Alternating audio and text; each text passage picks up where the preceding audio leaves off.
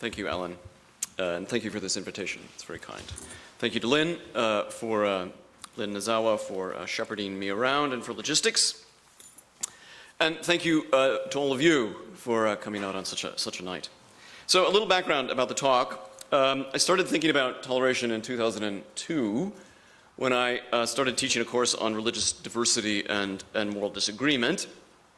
I started reading widely in the toleration literature, both among the theorists and among the historians, and I discovered a couple of things along the way, and I'm going to give you 4 of them. The first is, well, if you've read this literature, you'll know a lot of it is really dull. Now, this is a dangerous thing to say in a room on a lecture on toleration, because chances are there's someone in the room who's actually published an article on toleration. And I'm sure if you have, your article is fabulous, and it's full of grace and glory. But look, let's be honest. If you've read the contemporary discourses on toleration, they're really, they're sleepers. That's the first thing I discovered.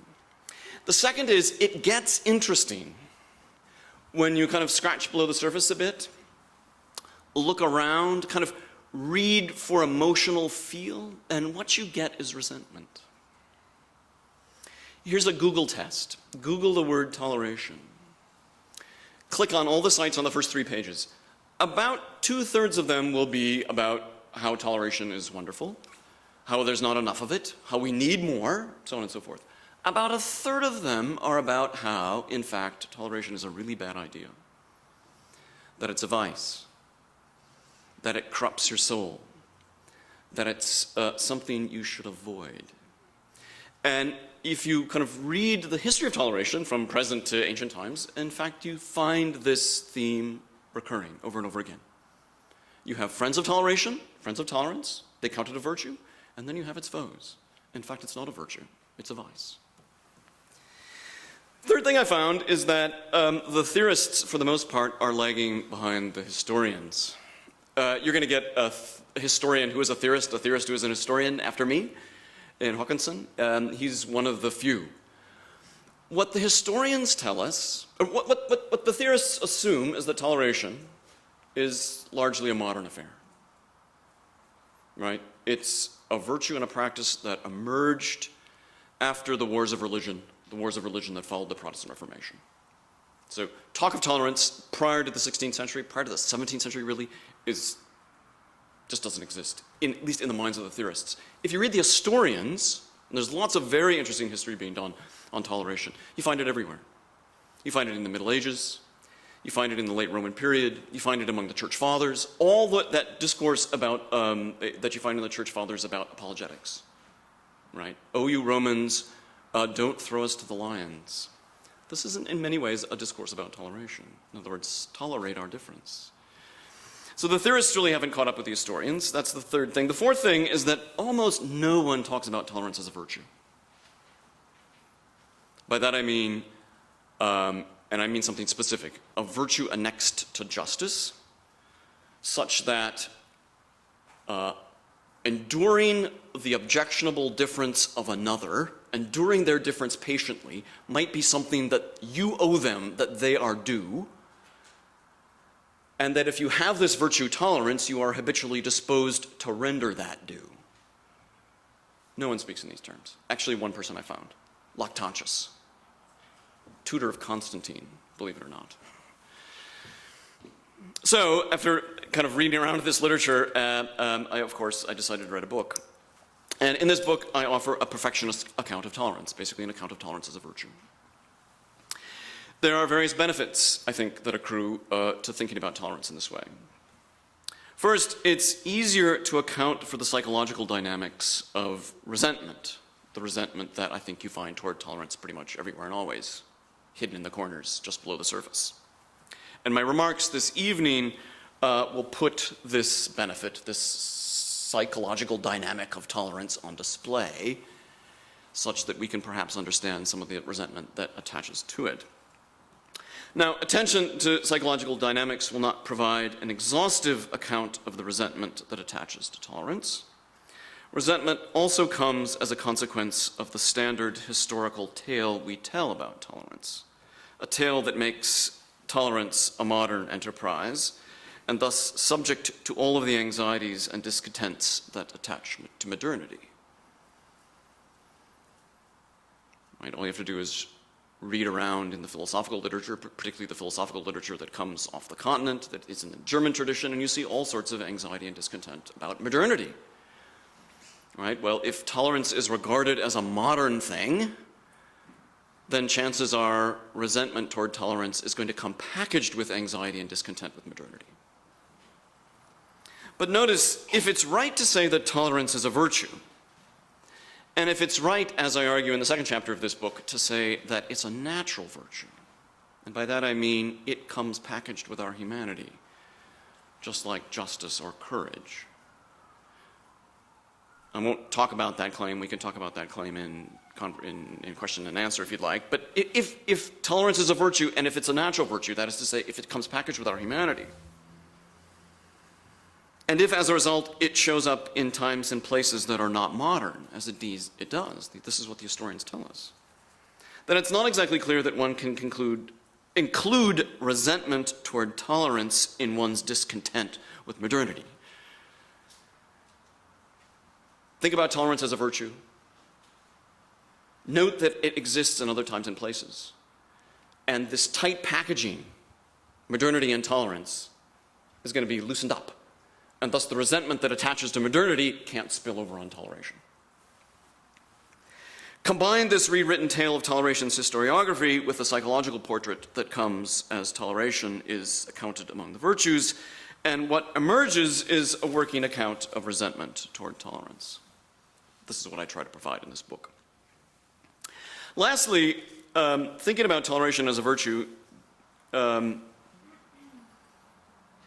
helps you be a more honest theologian. I mean, I'm going to give you a kind of philosophical paper tonight, but in my other life, I'm really a theologian.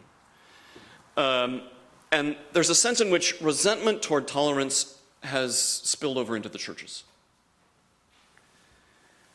If you read around in contemporary Christian theology, one frequently finds anti-modernist sentiments at work, and many of these find expression in resentment toward tolerance. So, some of you might know the name Stanley Hauerwas or Alistair McIntyre, right? These are Christian theologians. And if you read their works with attention to what they say about tolerance, they all think it's a vice. It's a bad thing.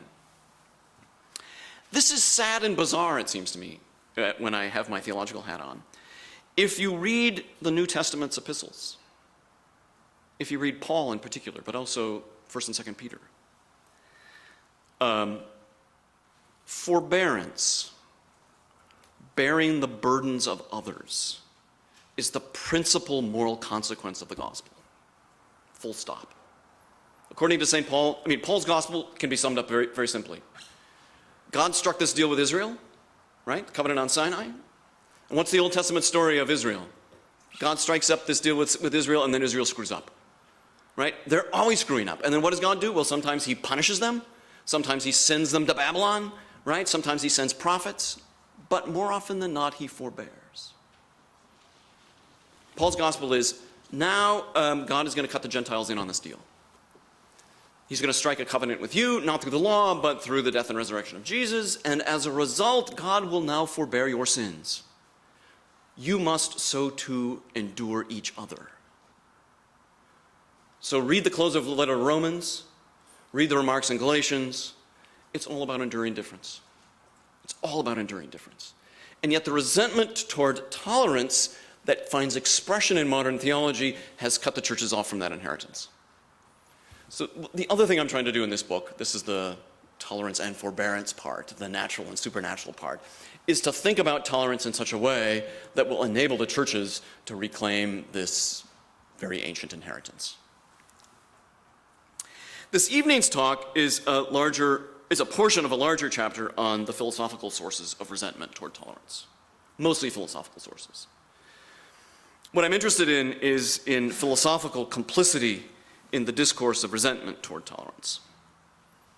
Now, there's theological complicity as well, and I get to that at the end of this long first chapter that I sent to some of you, but in which I'm not going to get to tonight. It has to do with a certain variety of Augustinian social criticism, and we can talk about that in question and answer if you'd like to as well. So, and then you've got this handout, right? I'm going to ignore this. We can look at it at the end of the talk if you'd like to, and particularly if there's time. If there's not, there's not. Those 5 distinctions are the distinctions, it seems to me, you need in order to talk about tolerance as a virtue. I'm not going to talk much about tolerance as a virtue. I'm simply going to assume that it is. But you might have questions about how to think about tolerance as a virtue, and here are 5 distinctions that you'll need in order to do precisely that. Okay, so tolerance, resentment, and virtue. Begin with the ordinary facts of pluralism. Present in some measure in every society, but perhaps more apparent in our own, where differences of various kinds press hard upon us and where disagreements about the relative merits of various goods, commitments, and activities confound our life together. Some of these differences and disagreements threaten the basic union of wills that every society assumes. These require rough magics: coercion, constraint, expulsion, withdrawal.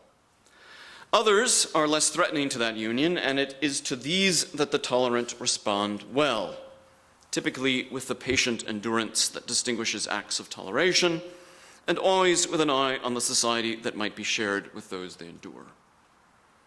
It is because of these facts and threats, and because of this desire for social union, that tolerance has traditionally been counted among the natural virtues, one of the potential parts of justice that nearly every society cultivates in some way and praises in some measure.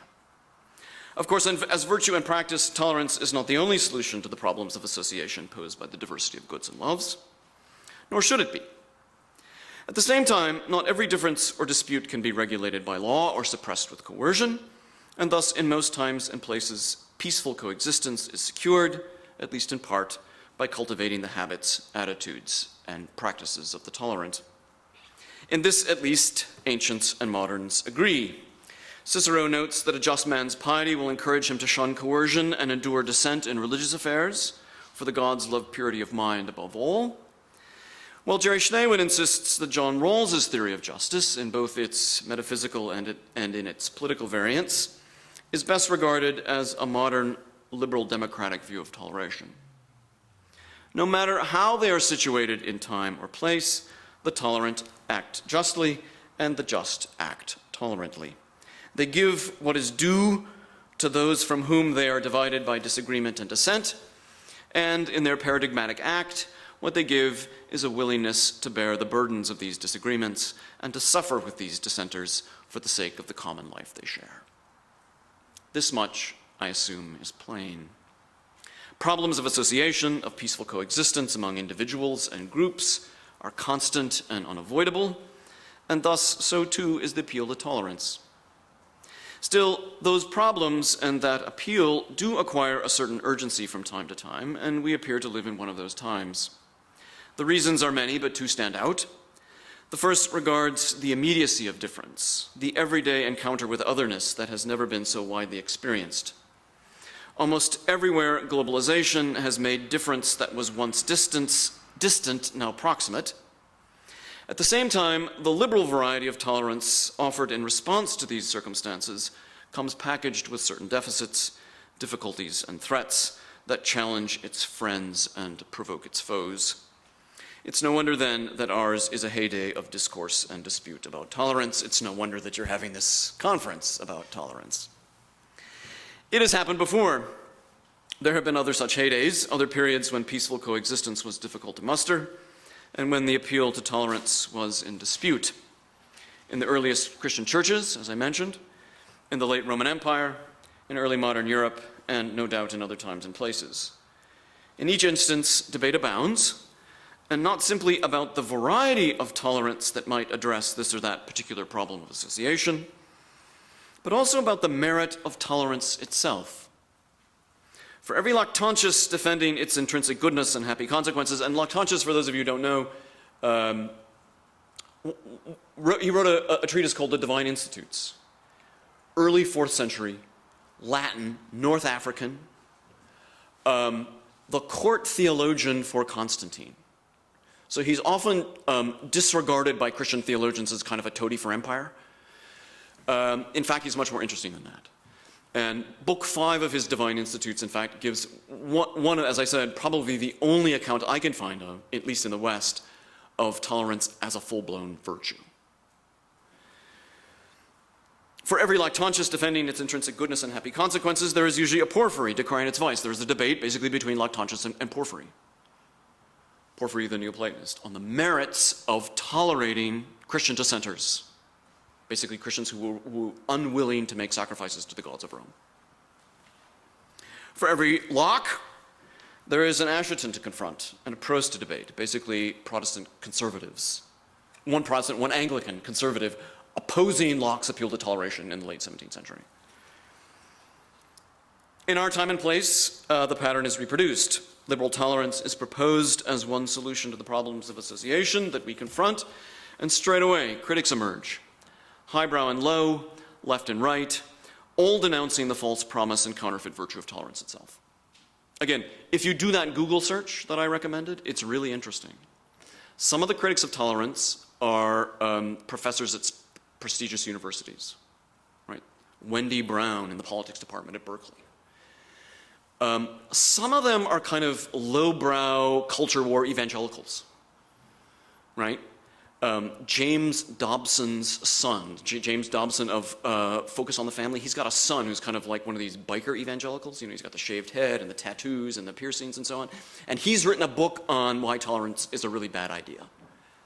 It's targeted toward youth groups and evangelical churches. And the claim is, if you're tolerant, you're giving up the gospel. If you're tolerant, you're giving up the gospels. Benedict XVI, I'm going to talk about him in a minute. He's written a book called Truth and Tolerance. Again, a critic. So what have you got? You've got Wendy Brown, kind of secular, highbrow, coastal. You've got Dobson, lowbrow, evangelical. You've got the Pope. Here's the key to the cultural moment we're in. Harry Potter. Right? So with all the other hordes, I went to the movie on the Friday after Thanksgiving with my children. Some of you have seen it, right? Raise hands. All the kids have seen it. Great. Okay, so you remember the scene when Harry, Hermione, and George break into the Ministry of Magic, right? Right? The toady Minister of Magic, the sycophant for Voldemort, is up there addressing the staff. He says, it's going to be okay, right? You have nothing to fear if you've done nothing wrong. We will return the Ministry of Magic to the temple of tolerance it once was. Now, notice what the screenwriters assume. They assume, they don't have to explain anything. They know you get it. They know that rotten human being, that vile and wicked person, all he has to do is mention tolerance, and you know he's vile and wicked, and you understand that he's not presenting you with a true virtue, but in fact a semblance. Something that you should have discussed with. So, I mean, come on, Wendy Brown, Dobson, the Pope, and Harry Potter, that seals the case. Some argue that tolerance is an inconsistent and thus unstable response to the problems pluralism poses. It asks too much. It comes overburdened with paradoxes. The tolerant dislike and at times despise what they are obliged to endure, a feat that few can muster. Most of us resolve this conflict between duty and desire by putting aside our objections to the differences in dispute. This in turn enables us to forgo the disapproval that makes pluralism a problem and tolerance a possible solution. Indifference is the fallout, which in turn confirms the suspicions of those who worry that tolerance comes packaged with an impossible moral voluntarism and a contemptible metaphysical minimalism. For these critics, even a morally robust tolerance, one that shuns indifference and holds fast to disapproval, carries the taint of moral danger, decadence, and betrayal. For of course, why should we tolerate beliefs that we consider false, actions we consider vicious, social practices we consider dangerous or scandalous, institutional arrangements we consider cruel or corrupt? Why should we cut compromises with the wicked and keep company with the confused when we could just as well coerce their conduct and correct their beliefs? Consider, for example, Bruce Bauer's remarks in his somewhat awkwardly entitled essay, Tolerance or Death, from the December 2005 issue of Reason Online. Reason Online, I think, is a kind of libertarian rag of one sort or another. I think he means tolerance and death, but no matter. Bauer argues that the species of tolerance that distinguishes liberal democracies is ill-suited to our times. It's the virtue that enables the mullahs to preach hate and the terrorists to kill the innocent. In a similar vein, Mark Stein writes in the January 2006 issue of the New Criterion that liberal democracies are incapable of acting with force and confidence when their way of life is challenged by moral decay from within and by unjust violence from without. Schooled in patient endurance, in easygoing open-mindedness, the inhabitants of liberal democracies tend to respond to these challenges by mustering ever more tolerance. Craven and foolish, they can't help but conclude that intolerance of other people's intolerance, other people's wickedness, is, well, simply intolerable. Pope Benedict XVI has offered remarks of the same kind, although considerably less heated.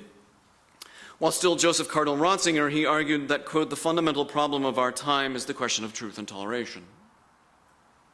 The problem, as Ratzinger sees it, is that the modern commandment of tolerance and respect for others comes packaged with the notion that all religions are ultimately equivalent, which in turn denies the exclusive character of the truth that Christians confess about Christ and humanity, sin and salvation. He puts the question this way, quote, if tolerance is one of the foundations of the modern age, then is not the claim to have recognized the essential truth an obsolete piece of presumption that has to be rejected if the spiral of violence that runs through the history of religions is to be broken? He's worried that if you're committed to some truth, deeply committed as he thinks Christians ought to be to the Christian gospel,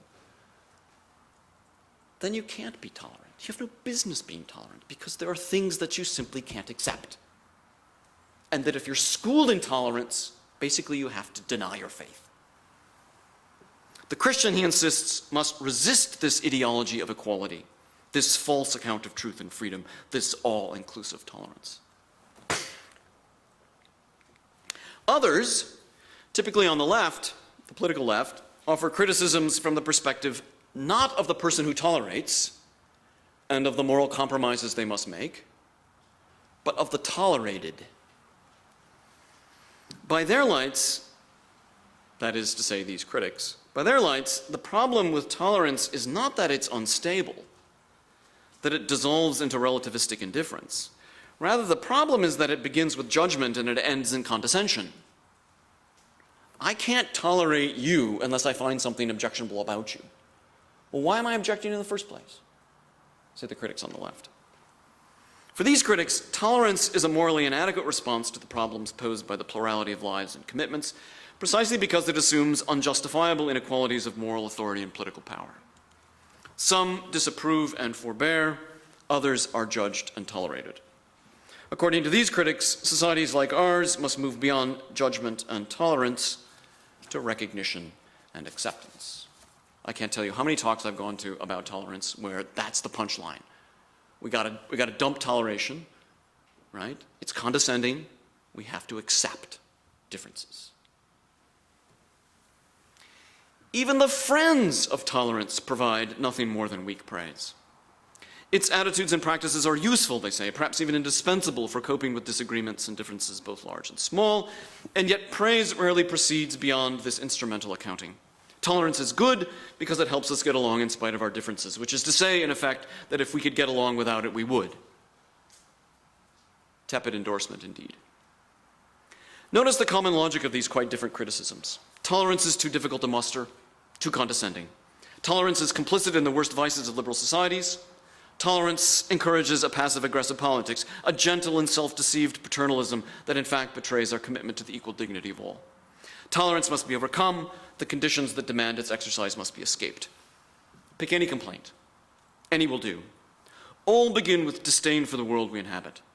A world where the diversity of human goods and the relative indeterminacy of human loves generate conflict among lives and commitments that are entrenched and inescapable, and where societies large and small secure civil peace and civic friendship only as some variety of tolerance is cultivated and praised. In order to free us from the obligation to acquire and exercise this virtue, these critics reject this world. They deny its unavoidable reality. They disregard its substantial goodness. They yearn for a world where pluralism was less perplexing and where tolerance was unnecessary.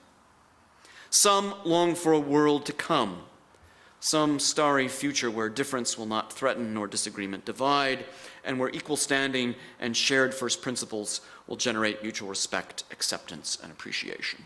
I call this the Barbara Herman fantasy. Barbara Herman is a Kant scholar. She teaches at UCLA. If you read her stuff on toleration, that's what she wants.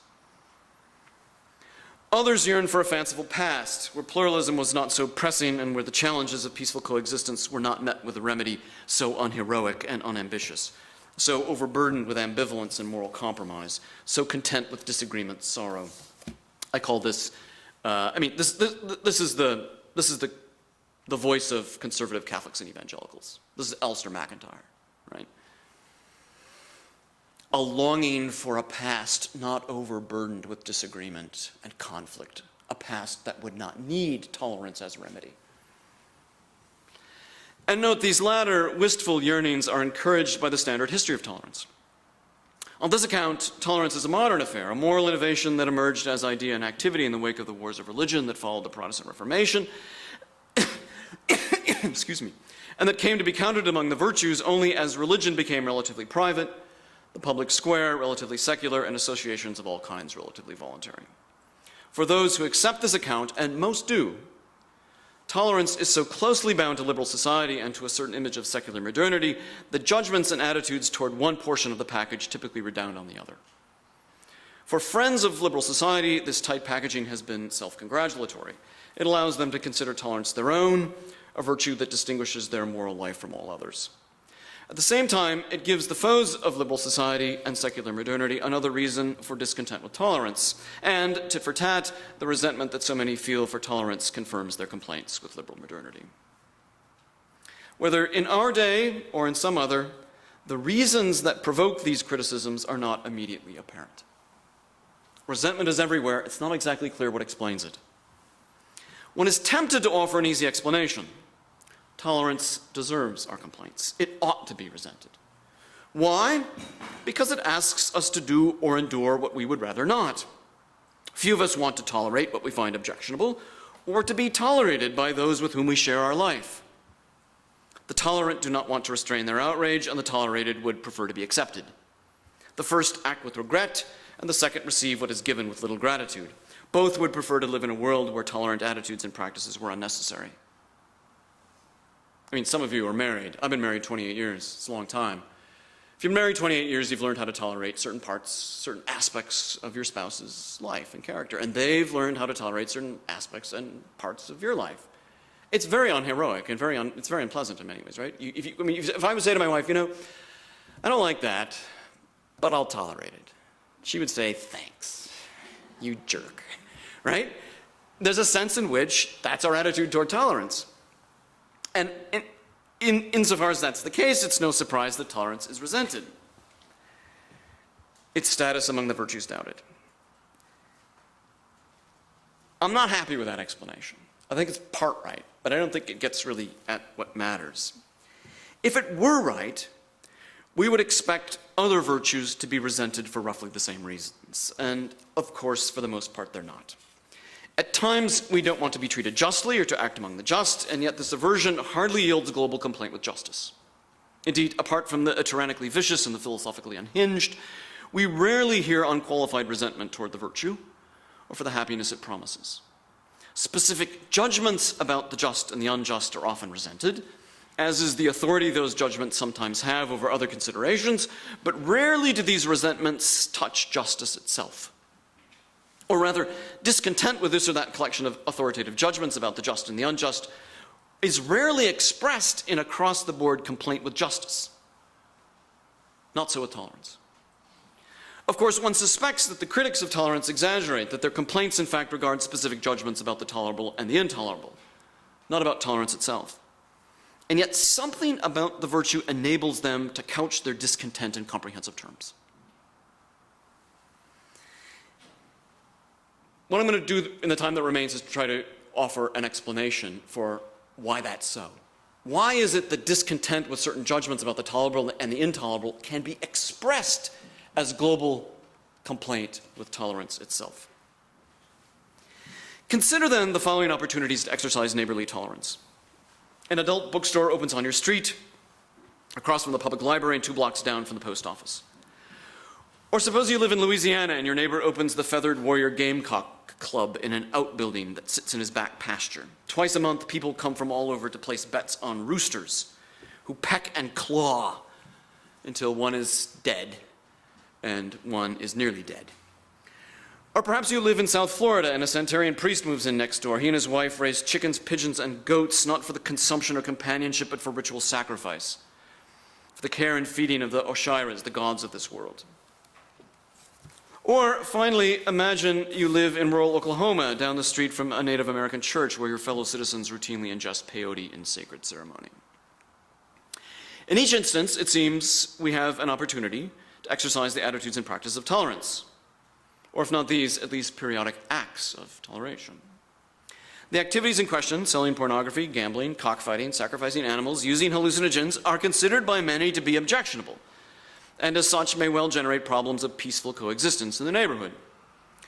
And let's assume for the moment that these activities are not matters of civil interest, as John Locke put it. They do not appear to regard those outward things, life, liberty, health, and property, that fall under the authority of the civil magistrate. At the very least, they do not seem to threaten those civil interests in any direct or obvious way, and thus they do not appear to be candidates for regulation by the laws. Rather, these activities appear to fall between the unbearably harmful, the activities that in fact would fall under the authority of law. They seem to fall between the unbearably harmful and the harmlessly unobjectionable. And these are the two extremes that seem to me frame the domain where tolerance operates and where the problems of association that it might address, in fact, emerge. Those who commend a tolerant response will insist that these activities belong in this domain between the harmlessly unobjectionable and the unbearably harmful, even as they concede that some are not only objectionable but also harmful. The porn and gaming industries do obviously generate harms of various kinds. Sanitarians do kill chickens, and regular use of hallucinogens can cause troubles of all kinds. None of this can be denied.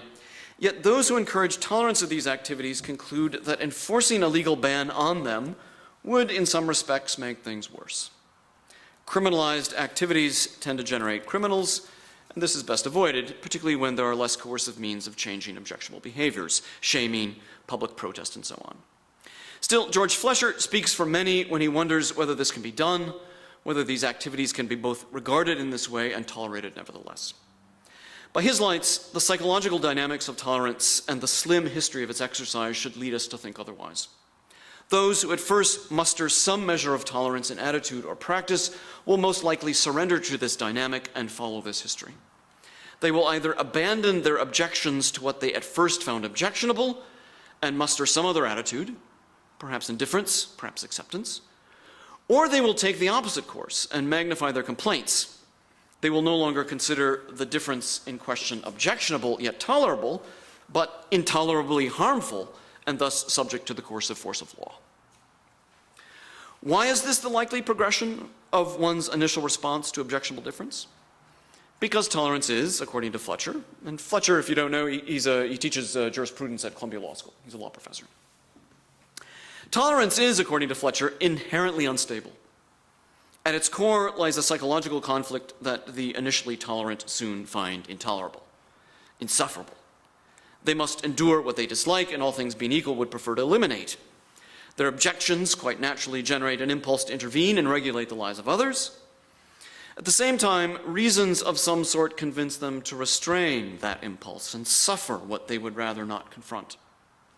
And since all those who suffer quite understandably prefer an easier way, the tolerant typically reconsider the objectionable activity or thing that requires toleration's painful endurance and relocate it among the unbearably harmful or the harmlessly unobjectionable.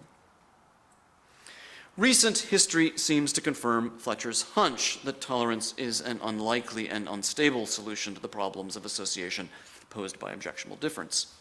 Consider, for example, how responses to pornography tack back and forth between the two extremes while artfully steering clear of the middle realm that tolerance regards. Some have argued that pornography harms women precisely because it eroticizes inequalities of power. This is Catherine MacKinnon's famous argument, Andrea Dworkin, her colleague. As such, it should be regulated by law, pornography should, not tolerated by informal consent. For a time in the mid-1980s, many found these arguments convincing, and city councils in Minneapolis and Indianapolis passed ordinances that would allow women who believe they have been harmed by pornography to take civil action against anyone involved in its production or sale. But these ordinances did not survive First Amendment challenge, and even if they had, attitudes were changing. By the turn of the millennium, pornography and its milder cousins were ubiquitous. In most American homes, just a mouse click or a channel change away. Considered objectionable by most just one generation past, pornography has now become widely accepted, or if not accepted, then at the very least an object of benign indifference. Or consider the recent fate of cockfighting in the three states where it once flourished. Few regard cockfighting with indifference. If you've ever been to a cockfight, and I used to live in Oklahoma and I actually went to one, and once you go to one, you cannot be indifferent about it. In small towns and distant counties, many with Hispanic or Native American roots, cockfighting remains a noble activity.